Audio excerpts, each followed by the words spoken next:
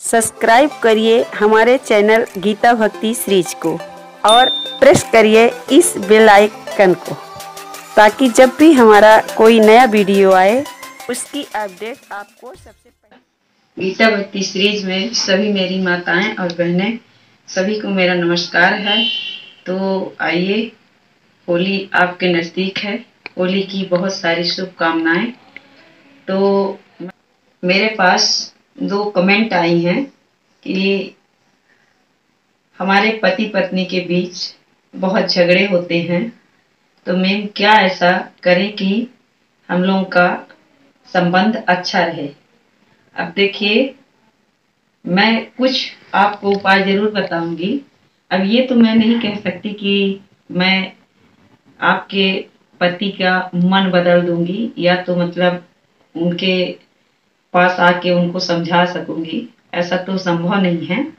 पर मैं जो भी कुछ थोड़ा बहुत वीडियो में आपको बताऊंगी, अगर आप इस तरह से करती हैं, हो सकता है कि कुछ सुधार अवश्य ही आ जाए।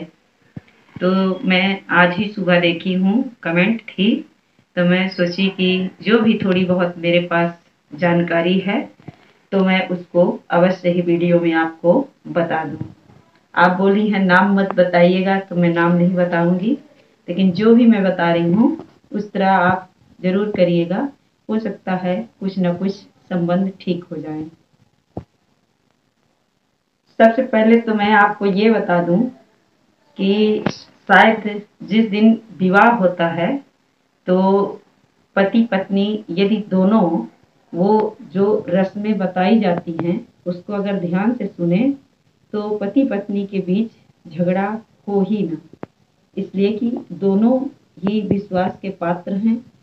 तो अगर दोनों ही ध्यान से वो चीज़ें सुनते हैं तो कभी भी उनके मन में मुटाव और झगड़े की बात आएगी ही नहीं, तो वो तो सुनते ही नहीं हैं।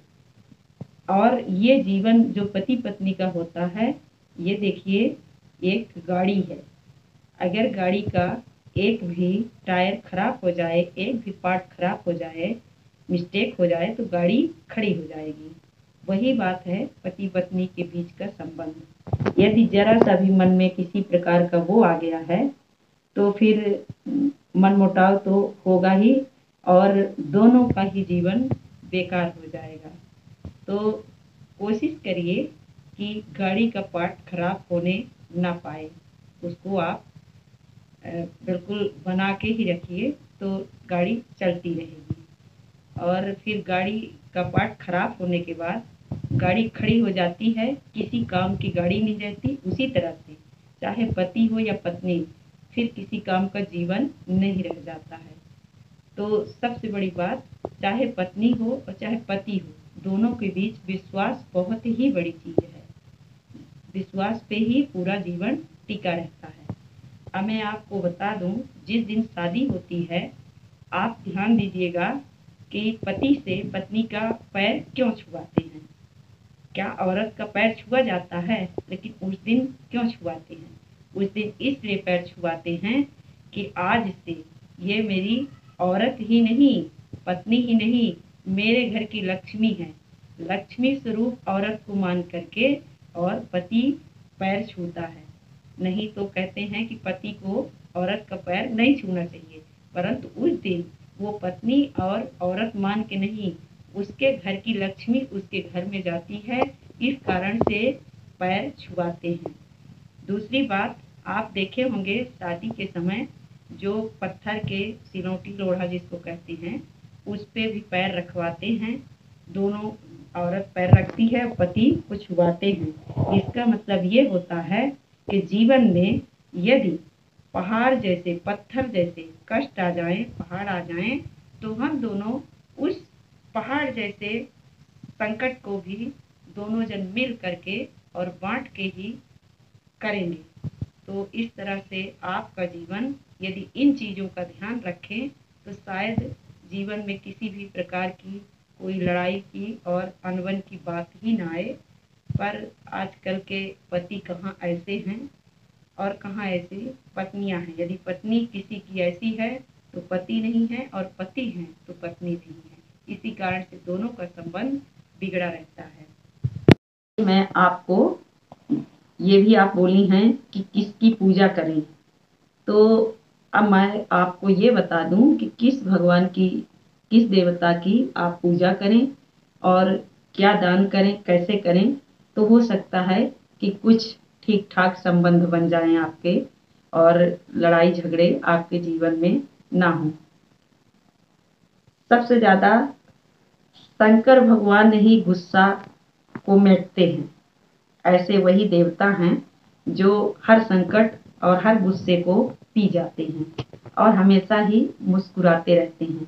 और सबसे ज़्यादा वही भगवान अपने पत्नी को मानते हैं। भले ही वो वैराग्य हैं, पहाड़ पर्वत पे रहते हैं, लेकिन उनको अपने पत्नी से बहुत ही प्यार रहता है। तो आप कृपया सोमवार का व्रत रहिए, सोमवार के दिन शिव जी की पूजा करिए, तो कुछ आपके संबंध ठीक रहेंगे।